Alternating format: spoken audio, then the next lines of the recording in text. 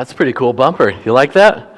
Yeah, I did too. That's pretty cool. So, note real quick, I got a call from Sheila Smith last week, and just a heads up. So Sheila calls me and says, hey, something's going on. Can you give me a call? And I'm like, well, sure. She's going to need me to take over the kitchen, right? Do some cook. So I call her, and she said that she had just received a text from David Green. So if anybody else gets a text from David Green, make sure you read it thoroughly. The text was asking her to go and buy $500 worth of gift cards and get them. And then there was a follow-up that if she wasn't able to do it or get them to me in time, to just scratch the backs off and give me the numbers, text me the numbers to all of them. So she did it. No, I'm kidding. I'm kidding. So I don't know what's going on out there, but if you get a text from me asking for something like that, obviously it's not true, okay? Unless it's something really good, then call me. Maybe we can talk. I don't know. We'll see. Yeah, anyway, so we're starting this series on David, and I think it's going to be a phenomenal 5 weeks. 5-week series all throughout October, and there's some really cool details about David's story that can be overlooked. And if you've been around church for a while, you know that this guy has a really cool story. He's got some ups and downs. But I think this could be a great series where you and I sort through some stuff. And maybe it's some stuff that you've never sorted through, but you know you need to. Or there's been those seasons in your life, a little rhythm. Something's happened, it's rocked your world, and it's got you thinking about your life. And then quickly, later that day, later that week, something else happens and it takes you away from those thoughts. But in the back of your mind, in your feelings, in your interactions with others, that's still there. And you feel it and you recognize it, but you've never sorted through it. I think we can sort through some stuff in this series. So before we just deep dive into David's life, we want to set the context, and we want to look at this guy, Saul, because there's a turning point in Saul's life that sends us through 1st and 2nd Samuel, and it's actually the hinge point for David and how David is set up in this text and how you and I can relate to him. Sound good? All right, so check these eyes out. I bet some of you can look at these eyes. There's no one in here, I hope not. You know, if these are your eyes, I'm sorry, this was just a quick Google search, okay? So these eyes are random, but I bet you can already start to shape the face, can't you? Can you kind of see the eyebrows and above? Maybe if there's a ripple in the forehead? Can you imagine where the cheeks are going? I bet if you stare at them long enough, you can kind of give a really good shot at what the mouth looks like, whether it's frowning or smiling. And it's really interesting because some time ago, there was a study done, and they had 600 people come in, and they showed them 6 images just like this. And to the side, there were 6 emotions listed. And get this, out of 600 people, they were asked, okay, look at the eyes, and then look at the emotion. And they'd take 5 of the emotions away, and they would say, okay, here's the emotion that's listed to this set of eyes. Do you think it matches? 90% of the time, they got it right. The facial expression, the emotion, simply by looking at the eyes. So these researchers deduced that when it comes to reading someone, the eyes are the dominant feature. They really are a window into the soul of someone. And what was really interesting is that they said the key detail of the eyes is how wide they are or how narrow. And you think about it, like if you're squinting or they're really open, they said if they're open, then it's usually a sign of interest. In other words, that fall under the umbrella of interest. And if they're narrow, then it's suspicion. And words that fall under suspicion, where you're taking it in, you're assessing what's going on, you're thinking about it. And that's a good thing, unless you've got some stuff going on that you've never sorted through. So there's this guy named Saul, and we'll talk about his stature next week. It's a really cool experience, but there's this guy named Saul, and he becomes king over Israel. He's the man, number one in charge. Israel, just a side note for you guys who really like Bible studies, a side note, Israel was God's chosen people. And they're supposed to be different from the nations. They're supposed to be a light to all of the world. Well, they're at a part in their history where they're thinking, you know what? The prophets have done a really good job.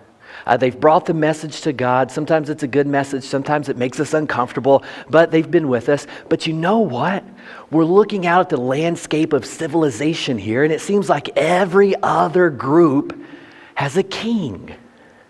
So we want a king like the other nations. You see the problem? They were supposed to be different and detached from the other nations, to be a light, but now they're looking around thinking, no, we want to be like everyone else. And there's this beautiful story. It's kind of sad too. It's around chapter 8 where God is talking through the prophet Samuel, and Samuel's like, hey, the people want a king. And he was like, well, let's roll with it. But what they don't realize is that I'm their king and they've rejected me. It's a really sad moment. It's like, oh, you can see the heart of God just beating through that text. But anyway, they go ahead and they decide that they're going to have a king, and they elect this guy named Saul. And we'll get to his appearance next week. It's really interesting. But they elect this guy named Saul. And this is right before David, and you know that story if you've been around church for a while, where David kills that giant Goliath, right? You know that story? Well, it's right before that. Saul becomes king. Some good stuff's rolling. David is rising up in Saul's army, and he goes and he takes this Philistine out, this giant. He slays him, and he brings his head around, and it's just this really cool narrative. Well, Saul gets word of it, and so does all the community, that David has actually slain this giant that Saul was scared of. So David comes on the scene holding his head like this right here, holding Goliath's head like this, comes on the scene, and then the people, they get word of it. And it's a great day. And you step into the story, 1 Samuel 18, and all the people come out. And the NIV emphasizes the women come out and they're singing and they're dancing. And it's just this big celebratory moment. And what happens next is just pivotal in this story, and it's going to get us to sorting some of this stuff out. So they're singing, and notice what they sing. I don't know the tune, I don't know the rhythm, the beat, or any of it, but the words are, here's the lyrical content: Saul has slain his thousands, and David his tens of thousands. Now, on the surface reading, there's nothing wrong with that story. I mean, Saul couldn't get the job done. And now David comes along and actually kills the giant. So even though he didn't slay maybe tens of thousands, there's some accuracy here. He did something really cool that Saul didn't. So it's an accurate lyrical content. But Saul hears it. And I don't know about you, but if you're in any kind of leadership position or management, or you've got some stuff going on in your family, you know, stuff like this happens. Good stuff happens. Great stuff happens. Unless there's some stuff that you haven't sorted out.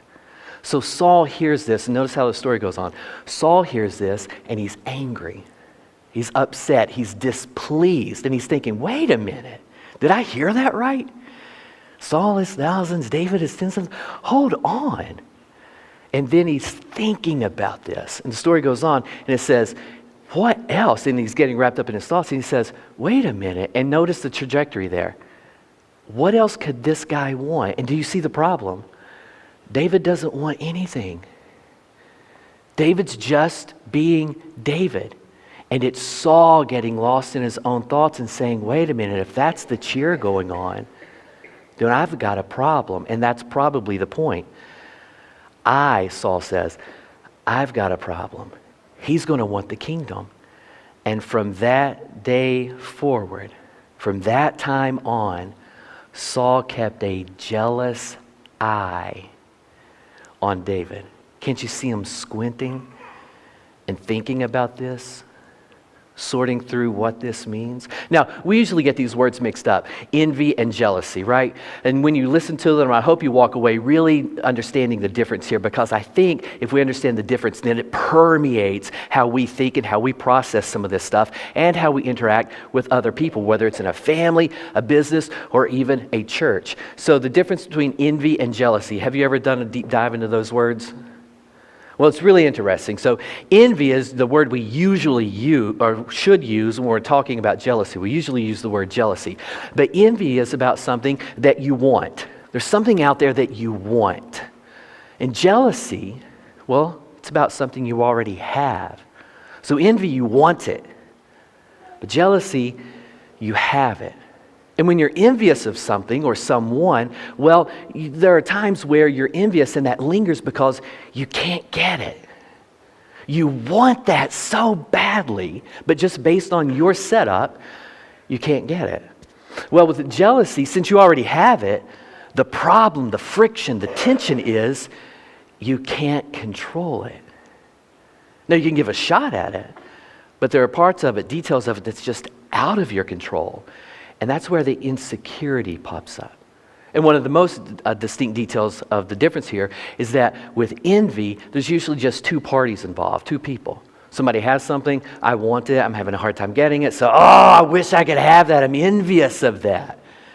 But with jealousy, there's three parties. So you've got Saul and David and the crowds coming along and singing that song.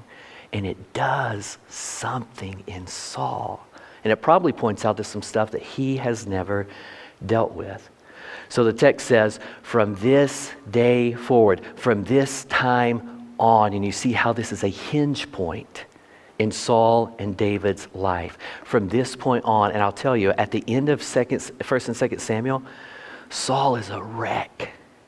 He's an emotional wreck. His ministry, his kingship, his family just dissolved because of this jealous eye he keeps on David. Well, when you keep reading the story, David does some really good stuff. And everything he does, he's so stinking successful. And since Saul has this jealous eye on David, it takes advantage of Saul's emotion. It takes advantage of his thoughts. And this is all he can do. It's like he's just warped with this guy. His attention is just focused on everything going on with David. And the text tells us that he's so successful that he's afraid of him. And now, when you read this, I don't think he's afraid of David like, oh, David, I'm so scared of the dude. I don't think it's like that, because when you look, as we will next week, about their appearance, there's some differences there. So Saul is kind of a big dude, really tall and all this. I don't think he's afraid of him like that. He's afraid of him because David is a perceived threat. He's a visual of what could be taken away from Saul. Saul's jealous. He has the kingship, but he can't control it the way he wants to. The people are starting to chant and cheer for David, so he feels it slipping away. So he does what any of us would do. He devises a plan. And I don't know if you've been there or not, but when some stuff like this starts happening, isn't it human nature to say, oh, okay, well, let me take care of this. And then you give your best shot at it, and then you look, some time goes on, you elapse, and it's like, you know what? That wasn't the best move. Now, some of us, we reach that point and we look back and we're like, that wasn't the best move.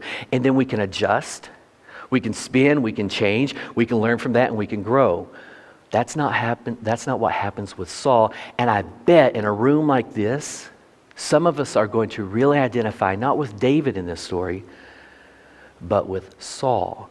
There's some emotion going on, and it's under the umbrella of jealousy, where you're feeling some friction, and there's multiple parties involved, and there's some perceived threat, and that's the problem.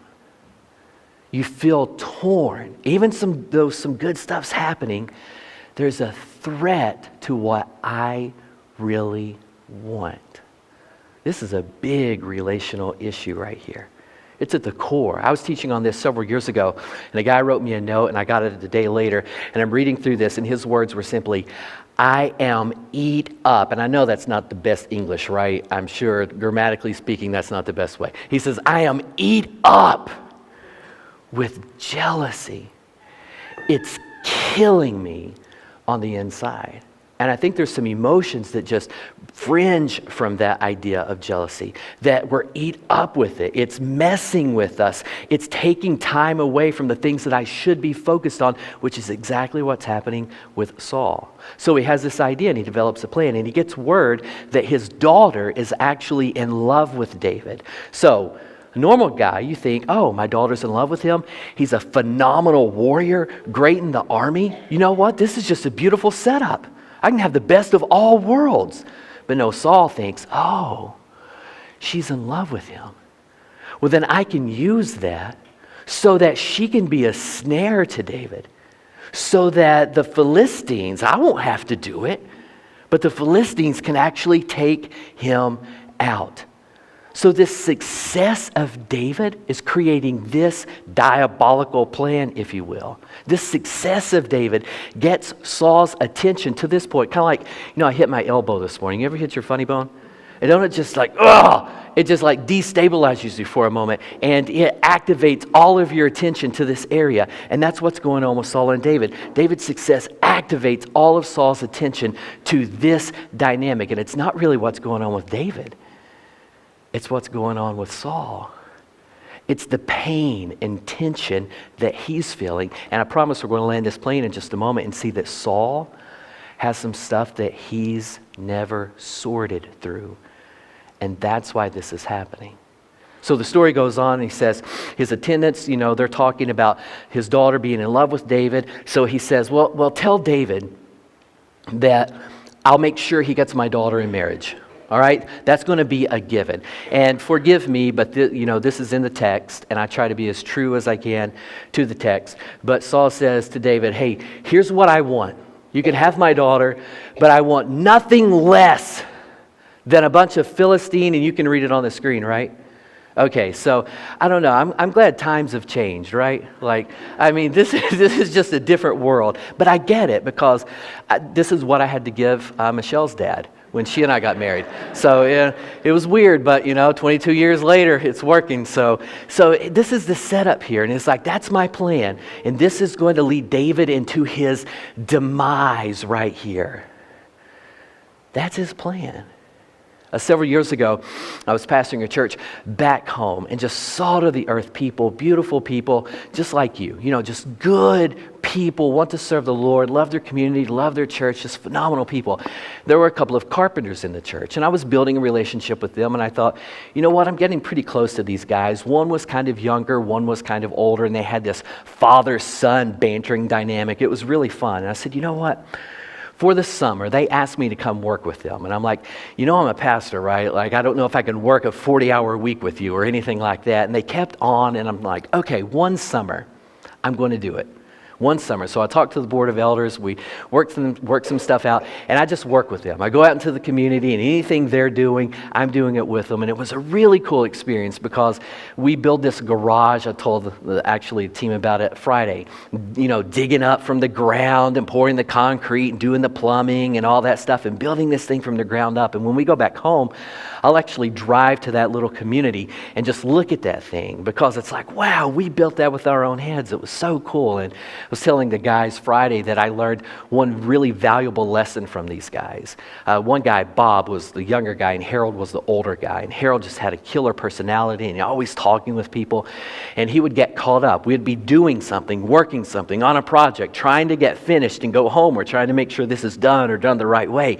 And we'd look over, and Harold's talking with somebody. And Bob taught me just this great life lesson. And it goes like this: Harold, if you can't work and talk, work. And I'm like, oh yeah, that's good. So I hung on to that, right? So we're helping this guy at this one house, and we're doing some of the work inside, like tearing up a floor, going to replace the floor and all that. It was just good, rugged stuff. And we're taking a little break, and I've got this hammer.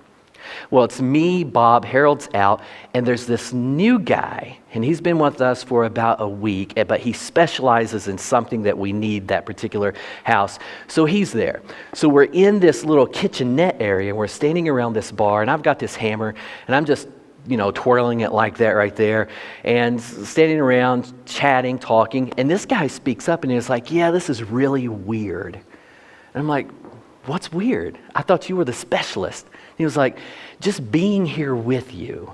And I'm like, dude, come on. I'm just a pastor, it's all right. And he was like, no, just being here with you. It's so weird. It takes me back to high school.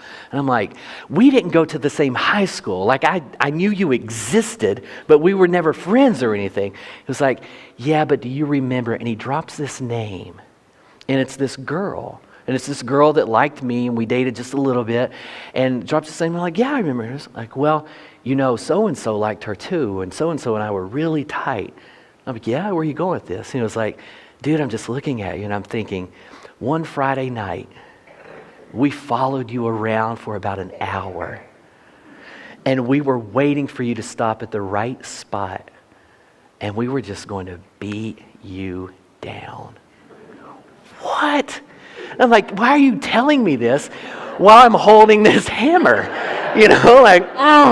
God. ha, right? So the word jealousy, and you can see this going on with Saul. The thing about jealousy is that stuff we talked about, right? You have it, and you can't control it. So since you can't control it, any other party that gets involved, it's a perceived threat. And you feel that because it's going to take that away. That's jealousy. Jealousy needs some kind of justification with it. So Saul starts working through his sordid mind here and develops this plan where he's just going to beat David down. Well, the thing about jealousy is that the word, when we talk about it, throughout the Bible, the word comes back to the idea of zeal. It's passion, and it's not really qualified in the word itself. It's the context that gives us the explanation. So if the passion is positive, well, good stuff happens. If the passion is negative, well, some bad stuff's going to happen. So Saul is filled with zeal to take David out. And maybe that's what you feel. It's tough being in your setup right now because you've got these emotions and they are charged. You're feeling it. And they're charged, but you haven't sorted some stuff out, so you're unsure what to do with it. Well, the word also means rivalry. And isn't that fascinating? That David has no idea. I mean, he's doing the good work. He's excelling in his career. He just took out Goliath. He may get his dream girl. He's rolling. And he has no idea that he's in a rivalry with Saul. He has no idea this is happening. Isn't that crazy that in any given moment, like a moment right here, the person that maybe is popping up in your mind as we paint this picture may have no idea that you feel that way. Or here we are, and we have no idea that someone else is in a rivalry with us. Why? So Saul is basically setting David up for failure. And I don't know about you, but isn't it a really weird dynamic? That sometimes it's people you know, sometimes it's people you know of, but you don't really know them, and they don't know you for sure. But isn't it weird that sometimes we like to see people fail? And I think there's a reason for that. There's some stuff that we've never sorted out. So from that day forward, Saul keeps a jealous eye on David. And the success, it skyrockets. And David keeps moving forward, and some really cool stuff happens. Well, as we wrap up with Saul, notice this thing right here, and I really want us to get this because I think this is where we can make this applicable to our lives. And if the Holy Spirit is already working in your heart and mind, I think that this will seal the deal about maybe some things we need to sort through or steps we need to take to sort through some stuff if we don't know how. But anyway, Samuel, who's the prophet at the time, who was organizing all of this transition from Israel just having a prophet to Israel having a king. Well, Samuel's the guy right now, and he's running interference between the elites of the time and the people who were leading the charge in Israel and Saul and all of this stuff. So he's working with the people, and he has this ongoing conversation. So he has this one conversation with Saul. And notice the language he says. I think this is so indicative of stuff that we haven't sorted through. He tells Saul, Saul, I get it. Once you're king, but once you were small in your own eyes. I bet that hits some of you really hard because that's how you feel. In your own eyes, you're nothing. And it's not a nothing like, I know I'm nothing before my great and beautiful God who is everything. It's not that. It's because of how you grew up, where you're from, some stuff that's happened that you've never sorted through. And when it comes to self-esteem, you have zero. And this is tough. And this is Saul. You were small in your own eyes. Even though you became king, it didn't change the fact that you had not sorted through some stuff. You were small in your own eyes. You become king of Israel. But still, you get lost in your thoughts. You're so overcome and so eat up with jealousy that look at this plan you lay out. Is this really what you need to be doing? So have you ever heard this quote? It's really fascinating. I think Henry Cloud, if he didn't articulate it originally, he is the one who made it popular. And I think it was in his book, Boundaries. He says, we're not, and I hope if you don't know this, I hope you know this now, that you and I are not always responsible for what happens to us. Some of us need to have that period right there, and we need to internalize that we're not always responsible for what happens to us, especially if you get into a relationship where there's abuse, whether it's physical, emotional, or mental. You're not always responsible for what happens to you. And if that's where you are, we can talk about that dynamic. But I love how there's a qualifier with that, another statement that says, however, we are always responsible for what we do with what happens to us. And I think that's where Saul drops the ball. How do I know that? In his own eyes. Notice some of this language, and I bet this is where you can take some steps forward in sorting through some stuff. So in your own eyes. So Samuel, he's talking to the leaders of Israel, and they're hashing out the details of the kingship, and they've never done this before. So they're kind of working out a real-time job description, if you will. So Samuel comes up, and it's like, okay, for everybody, you wanted a king. Well, here's what that means. Here's what that represents. Here's what that's going to look like. And when you read through that text, you get the impression that, oh, well, maybe that's not what we wanted in the first place. So anyway, Samuel's laying out the law of what it's going to look like to have a king. And they're like, okay, well, we know we elected him. We talked about him. We saw him. Where is he? Notice this. And it's even the Lord that speaks up, as I don't know his attitude, but since he is the one that was their king in the first place, and Israel rejected him because they wanted to look like the other nations, I don't know, there may be a hint of something in God's voice here, but it's interesting that the Lord speaks up and says, he's actually hidden himself in the baggage. This is day one. It's time to roll. He's the king, and he's hiding. And I bet there's a handful of us that have hidden ourselves, and you're hiding. You don't know what else to do. So you just take a step back from everything, and you remove yourself, because in your own eyes, what else is there to do? Well, a little time goes on in that same setup. And Samuel's laying out some stuff. They identify Saul. They're like, okay, we'll go get him, bring him out here. Just needs a little encouragement, right? That's all he needs. So they bring him out here. They're talking to him a little bit. And then this happens. And gosh, this breaks my heart for Saul. And it breaks my heart if it's happened to you too, because this is just sad. And you think about Saul hears this. And I bet you've heard some stuff too. And in your own eyes, that's why you feel the way you do. So some troublemakers, some people he shouldn't pay attention to in the first place, they speak up, and this is what Saul hears. How's this dude going to do anything? How can he save us?